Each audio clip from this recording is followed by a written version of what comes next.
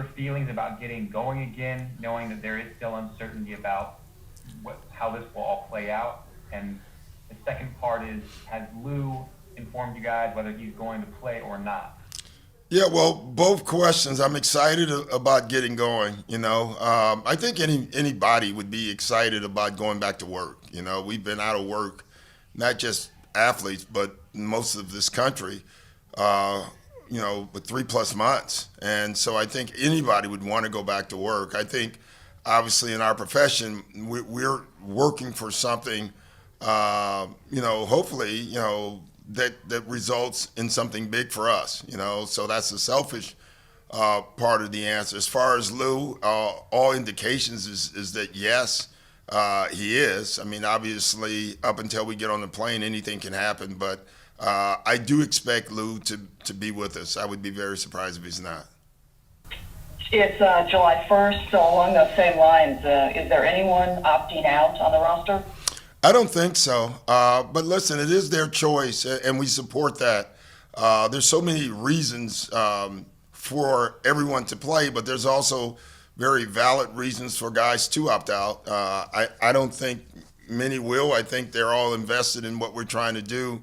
But again, you don't hold it against anyone on any team. This is extraordinary times, Beth, and we just have to support each other. And just a follow-up, has anyone in the organization tested positive?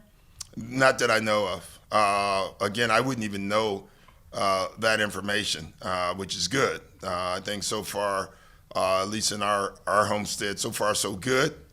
Guys have done a great job trying to protect themselves, but this virus he's a mean customer, and so we're just doing our best here. Hey, Doc. Hey, Jovan.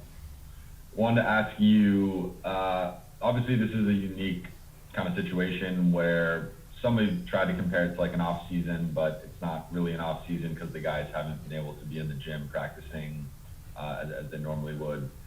So now that you're kind of returning and able to watch them and evaluate them, what are you looking for, and how do you even have like a baseline expectation with just, something like this that's never happened before? Yeah, this is tough. This has not been an off season. As a coaching staff, we've worked weekly through this entire break, through Zoom. Our players have done the same thing. Off seasons, guys actually go on vacations and take breaks. This is, our guys have continued to work. We've done it through Zoom, on exercise bikes, on treadmills, through other vehicles with our strength and conditioning staff, but now they're in the gym and they're shooting. Most of our guys look really good. That's still individual, though. And so until we're together, I think the challenge will be for every team is until you're together, you will find out what your rhythm is, how quickly you can get it back. How quickly you can get in game condition. I don't care how much working out you're doing, you're not playing basketball, and so that sets every team back. And, when we get to Orlando, that's what it's going to be about, is about continuity and rhythm and conditioning. Trying to unmute. All right, I'm unmuted finally. Hey, Doc, welcome back, sort of, even though you guys have been busy. I have kind of just a question sort of about America right now, and sort of with all the call, you have an interesting perspective on police having, your dad is a police officer. Have you any thoughts on sort of the calls for police reform and defunding the police, and just kind of what you've seen as sort of the shift of American thought on that? Yeah, we need police reform. I don't think that there's anything new to this. I think it's new to America, more white America, but we've been calling police reform. Listen, you can go back and look at sitcoms with Fred Sanford in it, and he's talking about police reform. So when you look back that far, Aaron, you know that there's an issue, and we have to solve it. You should not be nervous driving in a car while you're black. You just shouldn't be, and we all are. I don't think people understand that and get that. But that's a fact. And just because I'm the coach of the Clippers or Kawhi Leonard's a player with the Clippers, we still have every chance of getting pulled over. And from there, we don't know what happens, and so clearly we want reform. That's what everyone should want. We should want good. I think it's important for us to get this right, and it's more than just that, though, obviously, that we have to come to grips with, but that's one of them for sure. Hey, thanks for doing this. I appreciate it. Last week, talked to you. You said Kawhi was going to be in incredible shape coming out of this because he, it was almost like all this extra time to really get his body right. I was wondering what you've seen from Kawhi out of his hiatus, and you talked to a lot of players individually during this time. I was wondering, what did you learn about Kawhi since you were still kind of getting to know him when the season was interrupted?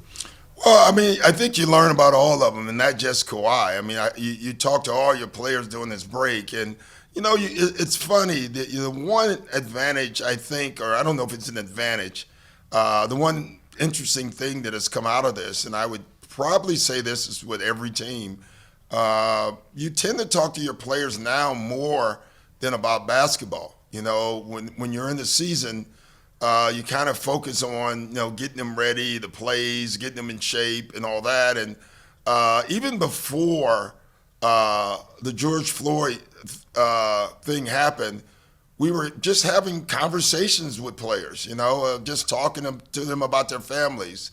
Through the George Floyd thing, we got to get a lot deeper.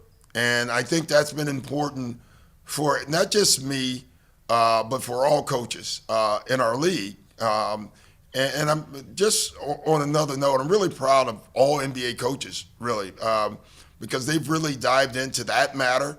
They want to do something to change. And I'm really proud of our players because to a man, they all want to do something. There's so many ways, as far as, voter suppression, police reform, education. I've learned that a lot of my players, including Kawhi, first of all, they've always been invested in it, but now they really are invested in it and they want to do more. And I'm just very proud of all of them. Thanks for doing this with us. Why do you think, speaking of the George Floyd murder, why do you think this murder had such a profound impact on the world compared to the other incidents with Trayvon Martin, Eric Garner, Mike Brown, Breonna Taylor, etc.? Well, I think the brutality of it. To me, it's similar to when America saw fire hoses being used on human beings and dogs being used on human beings. I think it's just the brutality of it. When you think that America and the world can witness a murder that was over 8 minutes, in basketball terms, that's almost an entire quarter of basketball that you got to sit and just watch. I would challenge every American to watch it in full. Just watch it in full, and if that doesn't change you or affect you, then you have no feelings. And so I think that's what happened. It's funny how things change. It was beautiful to see people all over the world protesting. It's very similar to how we all were protesting for equal rights in South Africa, yet we have our own problem here. And now people are protesting against us. I think it's interesting how the tide has turned. Hey, Doc. Two questions for you. One basketball question, one kind of larger social question. I guess the basketball question first. How important do you think the previous 60-plus games are going to be to what happens in Orlando? Do you think there will be carryover? I know you've always been a believer in kind of, every season. I know it's the same season technically, but every season it's its own thing. And then secondly, socially, I'm curious, kind of looking back at the history of the league, when you look at sort of the periods of protests and athletes speaking out, the late 80s, early 90s was kind of a quieter time in that, and you were playing during that time. Why do you think that was, and why have athletes been more empowered to speak out now and to do it the way that they're doing it? Well, on the basketball part, I would just say, yes, the 60-plus games there will be a carryover. I don't think we've ever had a chance to, after 60 games, take a 3-month break, evaluate what we were doing well, what we were doing poorly, what we should have done more or less, and then put it back together. So I think that's to every team's advantage. So yeah, I do think those games matter though, because it does give you a window of who you were. You know, for us with all the trades, I would say those last 10 games were an exceptional window for us to look at and how we were playing. I would say the biggest difference in now than 20 years ago as a player is social media. You know, I do believe there were players speaking out, but it was up to the media at that point to print it and make it a big deal or not. Players can make it a big deal on their own now. They have their own avenues through Instagram and Twitter and other TikTok and everything else. No player in my era had that. And I just love that our players are using it and for the most part using it in the right way. Very proud of them. Hey guys, can you hear me okay? Yeah. Hey Doc, hope you and yours are hanging in there during these tough times, and thank you for doing this. I was wondering, what are your initial thoughts of what it'll be like coaching in this environment, given that there's no fans in the stands, there might be restrictions on the bench as far as social distancing and interactions with players, and officials might be picked up a lot easier on the feed. How do you process all that and what you expect with it? You know, I don't try to process much of it. It's gonna be different. I've lived in Disney at the Milk Barn. I don't think they call it the Milk Barn anymore. The Field House now. With all my kids, you know, from my daughter in volleyball and my all three boys in AAU basketball. I mean, I literally have lived there during the summers. So for me, that's not going to be that big of a difference. You know, I'm sitting in that'll be different is the no fans and the fact that you can hear everything. You know, I don't think we need scouts right now because every time a coach makes a call, you know, we're going to hear it. Every time we make one, they're going to hear it. Even when a coach makes a signal, the players will yell it out. So I don't think there'll be a lot of secrets, that's for sure. I think players will hear things they've never heard before. Officials, unfortunately, will hear things they've never heard before. But I think from the fan point of view, I think obviously we'd rather have fans there. I think it's a competition, and you put two men in the boxing ring or 5 or 10 guys on a court, the game's going to turn into a competition. It always does, and it always will. I think from the fans who are watching, I think they will hear and learn things that they probably have never. I think there will be some neatness, some really interesting things that'll come out of that from a fan perspective that will be enjoyable.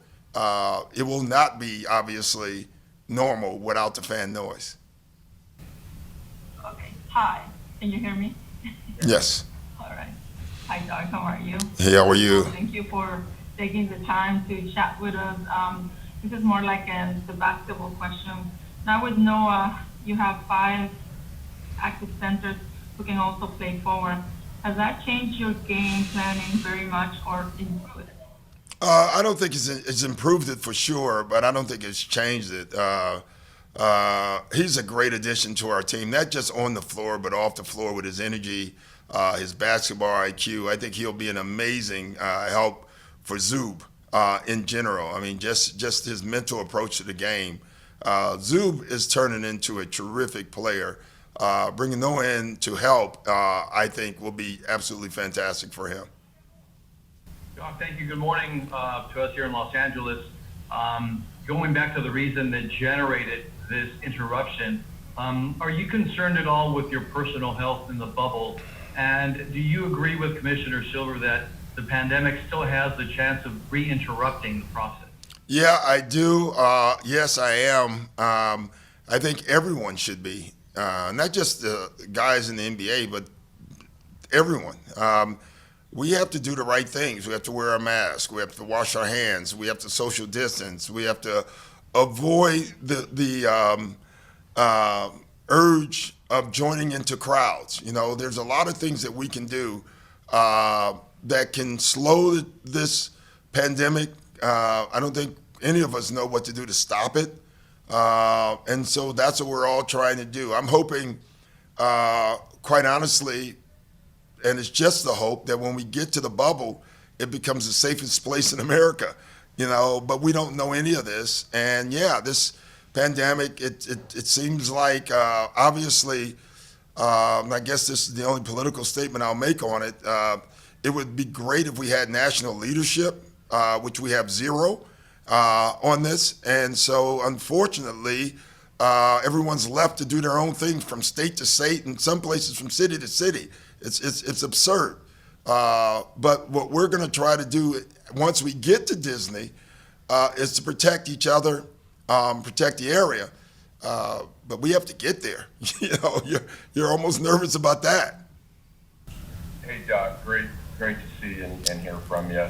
And I appreciate all your stances on social equality.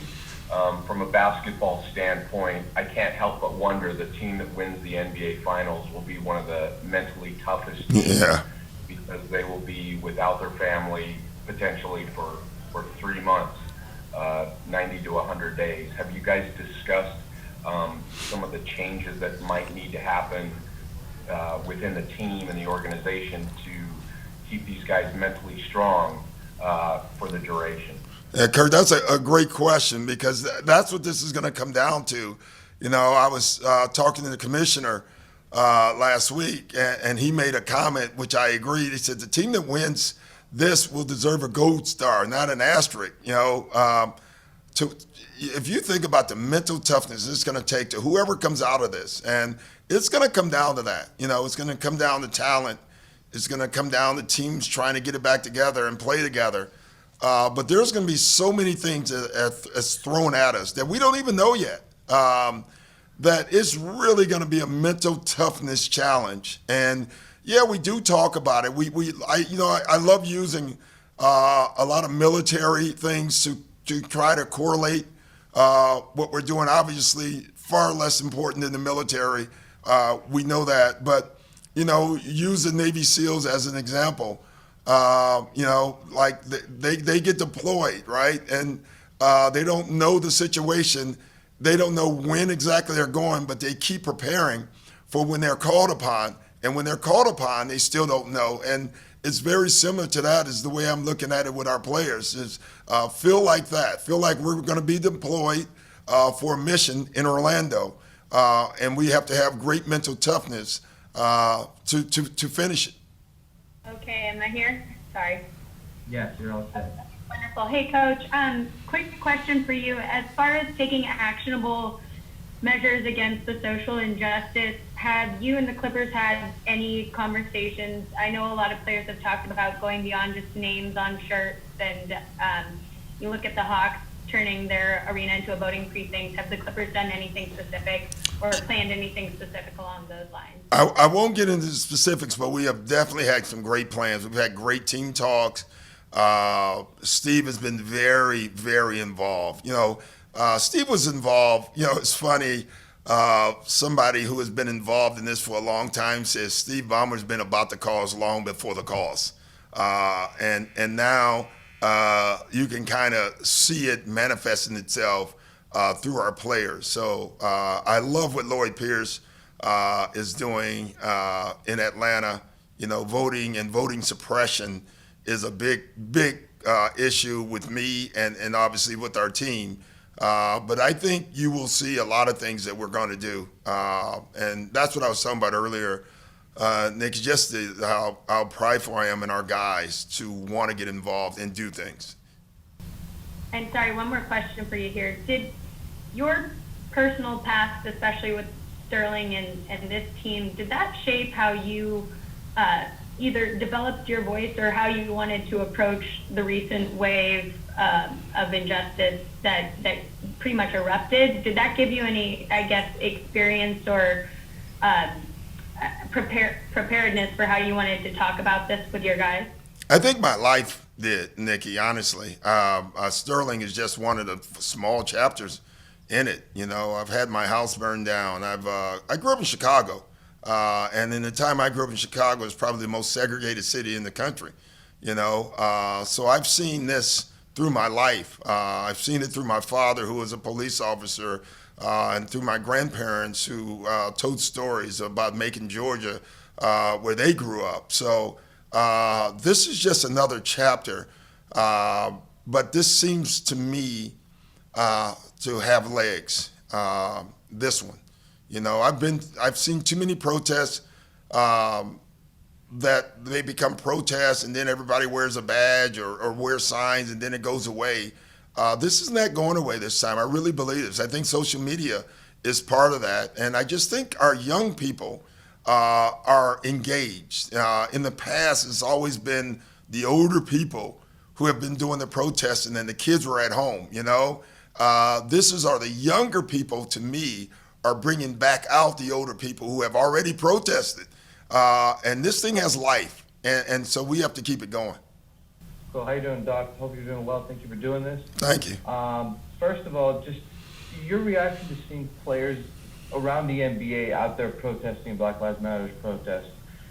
You know, we saw Jaylen Brown and Malcolm Brogdon. I mean, Steph Curry, Dame Lillard were out there. And then on the basketball side, have there been internal discussions about, you know, how many cases of coronavirus, you know, God forbid, because Adam Silver said that the NBA is going to have to live with coronavirus cases probably popping up in the bubble. Have there been conversations about how many would be okay, I guess you could say? No, there's been no conversation. I mean, one case is serious. I'll tell you that, especially once we get into the bubble. But I don't think let me put it like this. I'm not smart enough to know if there's a number that would affect the league. Obviously, there has to be. I just don't know what it would be. And then just your reaction to some of the, you know, NBA players around the league, you know, Malcolm Brogdon, Jaylen Brown, those guys. Oh, I just had pride. Very happy. You know, and again, Malcolm Brogdon has been doing this long before the protests. I think it was the first time that everyone saw it, maybe. But a lot of our players have been doing things. And just really prideful to watch our league, I think, stand out over all the leagues in sports. I don't think any league has stood up more than the NBA. And not only just the players, but everyone. And I think it's a good testimony about who we are. Hi, Doc. You know, we've heard Austin and we've heard other players talk about just how nice it is to hear that the Clippers have had all this equipment sent to them, and it seems like they're way ahead of the curve. Is there some kind of appreciation you've seen from your players and how much they've enjoyed being able to have their home gyms? You know, it's a good question. I don't know if we always are ever looking for appreciation. We're just looking for doing our jobs, you know. We thought it was the right thing to do. Lawrence Frank and our entire staff really got out ahead of this early. And we didn't know how long, like no one knew how long we would be in this pandemic when it started. We just knew that conditioning would be a major part played into this. And so fortunately for us, we got that one right, you know, and it's been great. Our guys have been very involved in it. The one thing I would say from our players, early on, we started doing these Zoom workouts, and they were all in. And so I think if there's appreciation, that would be it. The appreciation more is from me to them instead of the other way around, because you can send the equipment. Listen, I got a ton of equipment at my house, but it also has towels and underwear and other things laying on it. I haven't used it in years. So it's not just about the equipment, it's about the wheel. Doc, once you get to Orlando and you've gone through whatever that 36-hour quarantine is and you get the players, what are your first couple of priorities as you lead up to those first games on July 30th? You mean other than finding out which golf courses are the best three golf courses? I mean, that's a priority. Finding out where I can eat, honestly, Brian, I would say for us, the biggest priority, for me at least, with our team, is conditioning and continuity. I think those are the two things. And then, listen, this is going to be a mental toll on everybody. And so I think once we get there, we'll have a better chance of seeing, like the things that we're going to have to combat to get our guys to create or keep their focus. So I would say those would be the most important things. Hey, Doc, how are you? Great, Corey. My question is this. Once you guys start up, I was thinking about one of the concerns would be that you need to figure out like how much you'll be able to play these guys because they have been sitting so long. Yeah. It's like a car. You run it and all of a sudden you stop it and you want to start it back full throttle. So I was just thinking about from an injury perspective, how do you manage that as a coach and staff for your team? Yeah, that's probably, Corey, honestly, where I'm just going to really lean on our medical staff. It is different a little bit, Corey, in the fact that usually training camp is 4 or 5 days. This time, training camp is almost 2.5 weeks. So we do get a chance to kind of condition them and get them ready. And thank God for the 8 games. You know, early on, I honestly didn't want to play the 8 games. I wanted to go straight to the playoffs and get it on. But in retrospect, the league got this one right. I think we do need these games to kind of get right. So when we get to the playoffs, everybody's in full stride. So I think we have enough time, Corey, and I think game by game we'll start judging who can play what. I'm hoping every team, not just ours, but I want every team to be at full throttle when the playoffs start. I don't want anybody to use that as an excuse, including us. And so I'm hoping by the time we get to the playoffs, your key guys can play the minutes that they were playing right before we went out.